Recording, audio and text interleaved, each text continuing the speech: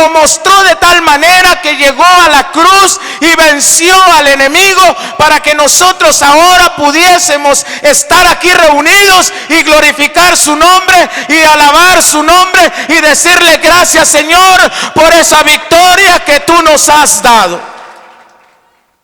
Pero me llama mucho la atención que dice la Biblia, aunque él no tenía pecado, aunque no tenía necesidad de bautizarse, dice que cumple con el mandamiento de ser bautizado por Juan. Es sumergido en el agua. Sucede un evento que trasciende todos los misterios de la revelación divina de Dios.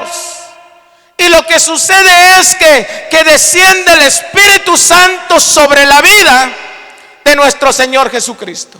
En otras palabras, la unción cae sobre él. Y hay un testimonio de parte del Padre, los cielos se abren y hay una voz que habla desde allá arriba, que dice: este es mi Hijo amado en el cual tengo complacencia. En otras palabras, el ministerio de nuestro Señor Jesucristo se estaba confirmando a través de evidencias patentes en la vida de nuestro Señor Jesucristo, del llamado que Él era el Hijo de Dios y que había un propósito por el cual Él había venido a la tierra. Tenía la edad de aproximadamente 30 años. Empieza su ministerio terrenal. ¿Cuántos tienen ministerio en esta noche? ¿Cuántos tienen llamado de parte de Dios? ¿A cuántos el Señor los ha ungido con su Espíritu Santo para desarrollar una tarea en el cuerpo de Cristo? ¿Cuántos? No muchos. Yo sé que todos tienen llamado, pero si usted tiene llamado, usted tiene que saber el paso siguiente después del llamamiento a la vida de aquellos que están dispuestos a servir y a trabajar para la obra del Señor. Después de la confirmación del llamado de nuestro Señor Jesucristo y la evidencia pública, porque hubo una evidencia, y todos los que estaban ahí, yo creo que escucharon esa voz de trueno, esa voz que decía desde el cielo: este es mi Hijo amado. Hay una evidencia de que Él es el Mesías. Él es el que viene a dar vida a aquellos que están muertos en delitos y pecados. Él es el que viene a sanar toda dolencia. Él es el que viene a hacer milagros. Él es el que viene a restaurar los matrimonios. Él es el que viene a levantar al caído. Él es, háganle caso a lo que Él les va a mandar para que ustedes puedan experimentar el poder de Dios que hay sobre Él. Pero inmediatamente después de la llenura del Espíritu Santo, de la evidencia del poder de Dios, de la confirmación del Padre, eso quiere decir que, hermano, Él estaba ya en una posición la cual estaba listo para poder desarrollar todo lo que quisiera aquí en la tierra. Pero vemos que en el capítulo 4 sucede algo y Él es llevado al monte de la tentación. Yo quiero hablar en esta noche de las tentaciones. Yo quiero hablar lo que es estar en el monte de la tentación, porque hay un monte que es de victoria, pero inmediatamente, si tú tienes llamado de parte de Dios, después de tu llamado, después de la profecía, después de la confirmación de Dios, después de la llenura del Espíritu Santo, después de haber recibido dones, galardones de parte de Dios, algo va a suceder en tu vida, algo que tal vez no te va a agradar, algo que tal vez no va a ser de tu agrado y que tal vez va a llegar la confusión a tu vida, porque inmediatamente después del éxito vas a ser llevado al monte de la tentación. Jesucristo, el Hijo de Dios, Dios encarnado, 100% hombre, 100% Dios, viniendo del cielo, dice la Biblia que después de haber alcanzado el éxito, después de haber alcanzado o haber estado en la cúspide de lo que era su ministerio, empezando el ministerio con la confirmación de Dios, dice el capítulo 4. Vamos al capítulo 4. Porque en esta noche vamos a salir, hermano, sabiendo que las tentaciones van a llegar todos los días a tu vida. Y tienes que conocer cómo reaccionar a ese tipo de tentaciones. Porque Jesucristo vino y Él cumplió. Y Él es el ejemplo para que nosotros sepamos, hermano, cómo vencer la tentación. Porque esa es una lucha continua. Y si nosotros no estamos preparados, hermano, muchos han quedado postrados en el desierto después de la confirmación de Dios. Usted no ha sabido de personas, de hermanos, que aquí han tenido el llamado de parte de Dios.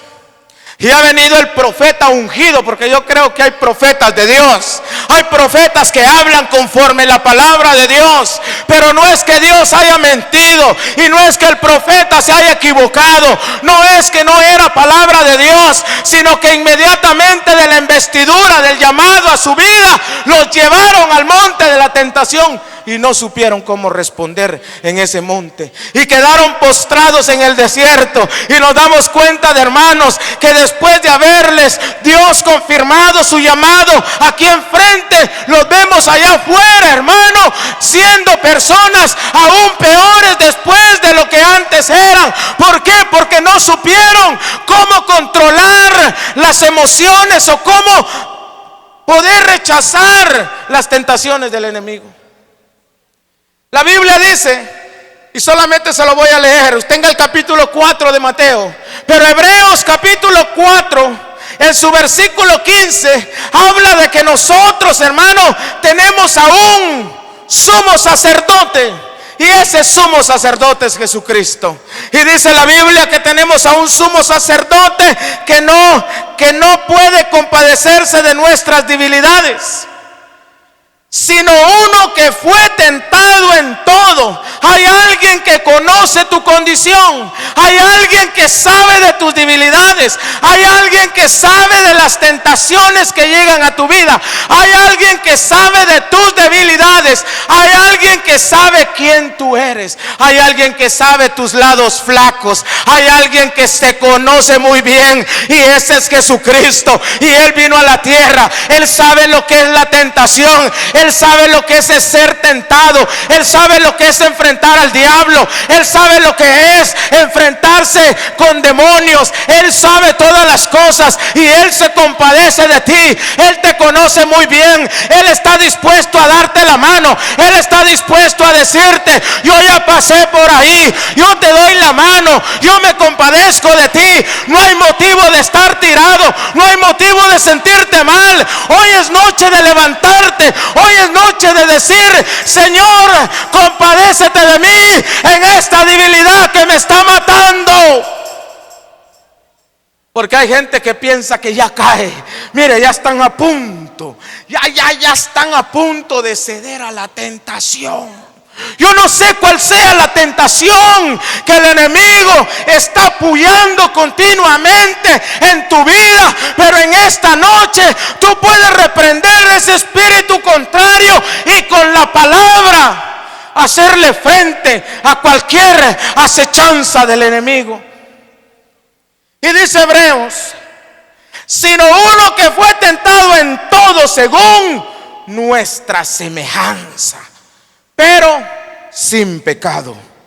Acerquémonos pues, dice Hebreos 4:16, confiadamente al trono de la gracia, para alcanzar misericordia y hallar gracia para el oportuno socorro.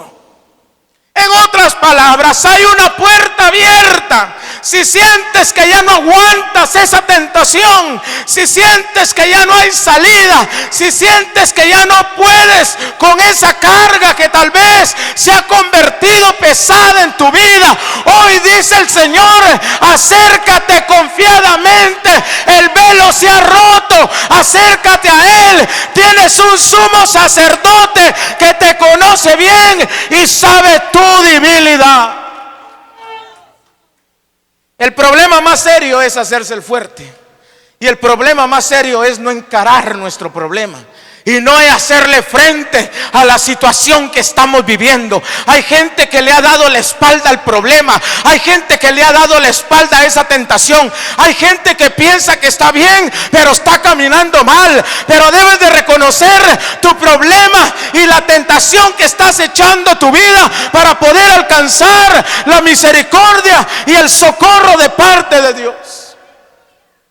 Jesucristo, lleno del poder de Dios, confirmación de Dios, el Espíritu Santo descendió sobre su vida. Ahora lo vemos en el capítulo 4, que Jesús dice, ¿está conmigo en el capítulo 4 de Mateo? Entonces Jesús fue llevado por el Espíritu. ¿A dónde fue llevado? Al desierto. Ten seguro que te van a llevar al desierto. En el momento que te sientas más fuerte, está preparado para el desierto. Después de salir de la vigilia, lleno del poder de Dios, está preparado para enfrentarte en el desierto. Después de ese matutino, donde la gloria de Dios cayó, donde Dios confirmó el propósito de Dios en tu vida, estés preparado para enfrentar el desierto, porque después del éxito viene el desierto. Y eso lo vemos en toda la Biblia. El pueblo de Israel, después de salir de la cautividad, ¿a dónde fue metido? Al desierto. ¿Cómo lo sacó Dios? ¿Con mano débil o con mano poderosa? ¿Fue un éxito? ¿Verdad que fue un éxito? Pero ¿a dónde los mete? Al desierto. Jesucristo, después de ser bautizado, ¿a dónde lo mandan? Al desierto. Elías, después de haber ganado una batalla y haber matado a todos los profetas de Baal, es tentado y fue metido en el desierto también. Entonces vemos, hermano, que aquí el mismo Espíritu de Dios dice que lleva al Señor Jesucristo al desierto. ¿Y para qué lo llevó? Tremendo. Quiere decir que todas las tentaciones Dios las va a permitir. Dios es el que está permitiendo esa tentación en tu vida.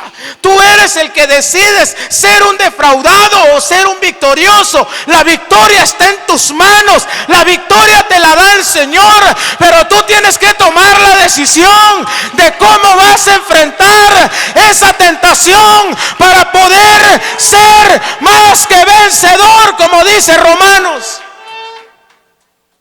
Romanos habla, hermano, de lo que es ser más que vencedor en Cristo. Pero vemos que es llevado al desierto para ser tentado por el diablo. Y eso que, mire, él ayunaba. Y no ayunaba de esos medios ayunos que nosotros hacemos o un ayuno a medias. Dice que después de haber ayunado, ¿cuántos días? 40. Es que eso de que usted ayune no garantiza, hermano, que no va a ser tentado. Más lo va a seguir el enemigo. El enemigo anda atrás de aquellos que tienen llamado de Dios, de aquellos que se meten con Dios. El que no se mete con Dios, ese que lo va a tentar. El enemigo anda buscando a aquellos que buscan el rostro de Dios, aquellos que tienen llamado de Dios, aquellos que oran, aquellos que ayunan, aquellos que Dios ha confirmado su llamado. Ahí es donde anda el enemigo para tentarlo. Y Dios lo va a permitir. Y dice que el 13, y vino a él el tentador y le dice, el primer ataque que el enemigo tira es a la carne. Yo voy a hablar de 3 etapas, de 3 áreas donde el enemigo ataca. La primera área es la carne. Y esa es a donde nos agarra a todos, hermano. La carne. Y él sabía que Jesucristo tenía hambre. Y dice, aquí me lo voy a agarrar. Aquí voy a tentar su carne. A ver si de verdad él está parado sobre la roca. A ver si de verdad el llamamiento de Dios a su vida, o el propósito de Dios como el Padre lo ha enviado, a ver si de verdad está dispuesto a hacer la voluntad del Padre. Porque en el momento de la prueba o de la tentación es donde nosotros vamos a reflejar quién verdaderamente es nuestro Señor, quién verdaderamente nos ha llamado, quién verdaderamente es el que rige nuestra vida, quién verdaderamente, hermano, es aquel que está en control de nuestra vida. Dios va a permitir todas las cosas, y más vale que estemos llenos de la presencia de Dios y del poder de Dios y de la palabra de Dios para poder enfrentar esa tentación que va a llegar a nuestra carne. Porque después de la profecía de Dios y después de la confirmación de Dios, como que ya me gustó la hermanita. Ya no la miro como hermanita. Algo me está pasando, hasta sueño con ella. A la carne, los deseos de la carne son los primeros que se van a manifestar. Ese es el primer ataque que el enemigo tira. El primer ataque que le tira al Señor Jesucristo fue la carne, y le dice: si eres el Hijo de Dios, haz que estas piedras se conviertan en pan. En otras palabras, usa tus dones para beneficio propio. Ese es ese producto de la carne, el orgullo, los dones que yo tengo para usarlos para un beneficio personal. Pero Jesucristo sabía que había venido. Él sabía que lo que había recibido de Dios y la unción que estaba sobre él no era para hacer panes para él. Era para alimentar a los necesitados, era para sanar a los enfermos, era para libertar a los cautivos. Él rechazó la oferta de Satanás y él le dijo: yo he sido llamado y he venido con el propósito, no para mí mismo, sino para mis semejantes. Así usted va a rechazar las tentaciones de la carne, cuando usted no mire su beneficio personal, sino usted vea el de su prójimo. Entonces el enemigo se va a dar cuenta que usted verdaderamente ha reconocido su llamado. 4. Él respondió y dijo: escrito está, no solo de pan vivirá el hombre, sino de toda palabra que sale de la boca de Dios. Entonces el diablo le llevó a la santa ciudad y le puso sobre el pináculo del templo y le dijo: si eres hijo de Dios, échate abajo, porque escrito está: a sus ángeles mandará acerca de ti, y en tus manos te sostendrán para que no tropieces en tu pie en piedra. Este es un ataque al espíritu. Cuando él se ve derrotado en la carne, él va a llegar a tentar tu espíritu. Él va a llegar a querer sacarte de la iglesia. Él va a llegar a que rechaces la palabra de Dios. Ese ya es un dardo directamente al espíritu. Él le dice: suicídate, tírate de lo más alto del templo. La Biblia dice que va a mandar a sus ángeles, hazlo. Lo estaba tentando de tal manera que él tentara al Padre con hacer una acción que verdaderamente no le iba a traer ninguna bendición. Pero él sigue su ministerio. Y Jesús, en el versículo 7 dice: Jesús le dijo: escrito está también, no tentarás al Señor tu Dios. Otra vez le llevó el diablo a un monte muy alto y le mostró todos los reinos ¿de qué? Del mundo. Este es un ataque al alma. Hoy el mundo te está ofreciendo tantas cosas. Hoy el mundo te está robando la bendición de Dios. Hoy el mundo te está llevando por un propósito contrario al propósito de Dios. En otras palabras, el enemigo llegó y lo tentó y le dijo: ¿ves todos estos reinos? Yo te los doy si postrado me adorares.